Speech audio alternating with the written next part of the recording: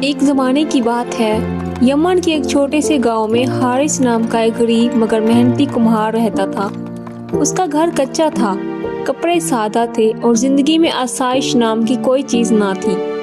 حارث نے بچپن ہی میں اپنے والد کو کھو دیا تھا، اس لیے گھر کی ساری ذمہ داری اس کی بوڑھی ماں پر آ گئی۔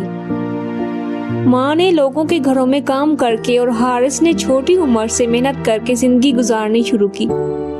حارث کی ماں نہایت نیک اور صابر عورت تھی۔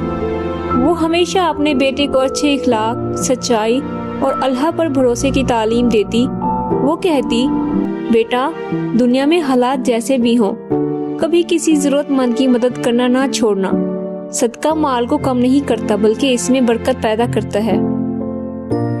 وقت گزرتا گیا۔ ایک دن حارث کی ماں بیمار پڑ گئی۔ بیماری بڑھتی گئی اور آخر کار وہ دنیا سے رخصت ہونے لگی۔ آخری وقت میں اس نے حارث کو اپنے پاس بلایا اور کمزور آواز میں کہا، میرے بیٹے، میرے بعد تم اکیلے ہو جاؤ گے، مگر ایک نصیحت ہمیشہ یاد رکھنا، چاہے کتنی بھی غربت ہو، اللہ کی راہ میں صدقہ دینا کبھی نہ چھوڑنا، یہی تمہاری کامیابی کا راز ہوگا۔ یہ کہہ کر ماں نے دنیا سے رخصت لی۔ حارث پر غم کا پہاڑ ٹوٹ پڑا، مگر اس نے ماں کی نصیحت کو دل میں بسا لیا۔ اب حارث تنہا تھا۔ وہ صبح سویرے اٹھتا، دریا کے کنارے سے مٹی لاتا، اسے گوندتا اور دن بھر محنت سے گھڑے، مٹکے اور برتن بناتا، پھر انہیں دھوپ میں سکھاتا اور بازار لے جا کر بیچتا۔ جو تھوڑی بہت کمائی ہوتی اس میں سے کچھ اپنے کھانے کے لیے رکھتا اور کچھ غریبوں، یتیموں اور بیواؤں میں بانٹ دیتا۔ لوگ حیران ہوتے اور کہتے، حارث، تم خود محتاج ہو پھر بھی دوسروں کو دیتے ہو۔ حارث مسکرا کر جواب دیتا اور کہتا، یہ میری ماں کی نصیحت ہے اور مجھے یقین ہے کہ اللہ کبھی اپنے بندے کو ضائع نہیں کرتا۔ کچھ عرصہ بعد گاؤں پر سخت آزمائش آئی۔ کئی دنوں تک بارش ہوتی رہی، سورج نہ نکلا، اس لیے حارث کے بنائے ہوئے برتن خشک نہ ہو سکے۔ اس کی کمائی رک گئی، گھر میں آٹا ختم ہونے لگا، چولہا ٹھنڈا پڑ گیا اور فاقے کی نوبت آ گئی۔ گاؤں والوں نے اسے سمجھایا، اب صدقہ دینا بند کر دو، پہلے خود کو سنبھالو پھر دوسروں کی مدد کرنا۔ لیکن حارث نے کہا، میں بھوکا رہ سکتا ہوں مگر اللہ کی راہ میں دینا نہیں چھوڑ سکتا۔ اس دن اس کے پاس صرف ایک روٹی تھی۔ ایک بھوکا مسافر اس کے دروازے پر آیا۔